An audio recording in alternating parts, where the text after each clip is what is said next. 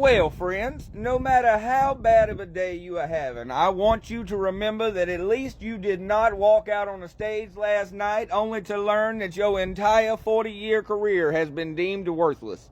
For those not in the know, Monday Night Raw will now be airing on Netflix, and for their debut, they decided it would be a good idea to drag out Hulk Hogan's decrepit derriere. Boys and girls, I am not being extra at all when I tell you they booed that Wrestlers Union busting, bone spur bandit, backing bigot right out of that building. I do kinda feel bad for Terry Hart, though.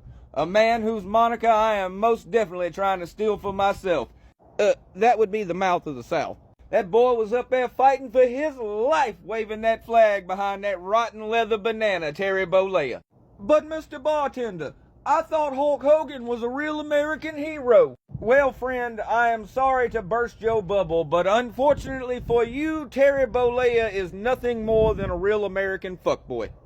But again, Mr. Bartender, these claims seem pretty bad. On what is your opinion based? Oh, good. I am glad you asked. Gather round, kiddos, grab your crayons, and put on your listening ears. We finna go through some of his greatest hits. But this is also the part where I put the alliteration on pause so I can actually talk about this horrible person. Folks, Hulk Hogan been a piece of shit since way back before WCW, but it really started when he got something we like to call creative control over his contract. You see, it seems nobody ever told old Terry that them titles, well, they're not for real. So his favorite phrase to the other boys in the locker room when it came time for him to give back was, "That don't work for me, brother."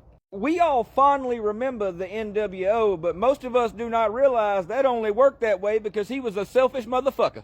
And the man lies as easily as he breathes. Folks, there is a 4-hour-long omnibus of the many lies of Hulk Hogan. My favorite of which is the time he told folks that he wrestled 400 days in a year.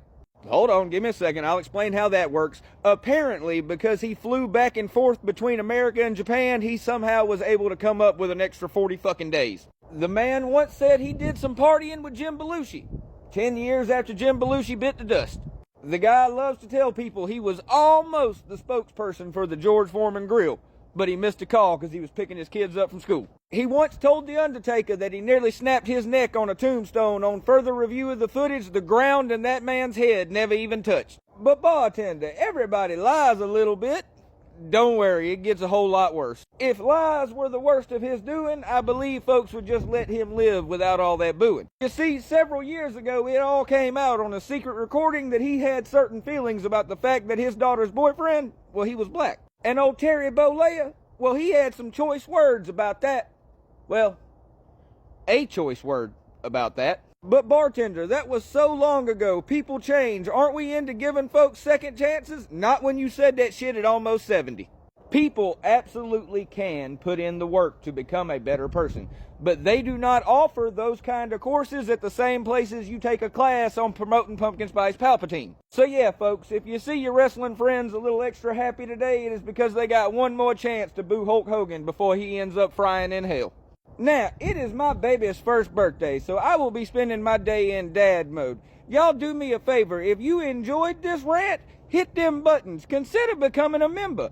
Either way, you have you a wonderful day. Keep the motherfucking boots out of your motherfucking mouth. And remember that the golden rule will always remain, yeehaw, fuck the law, and I will see y'all down the line.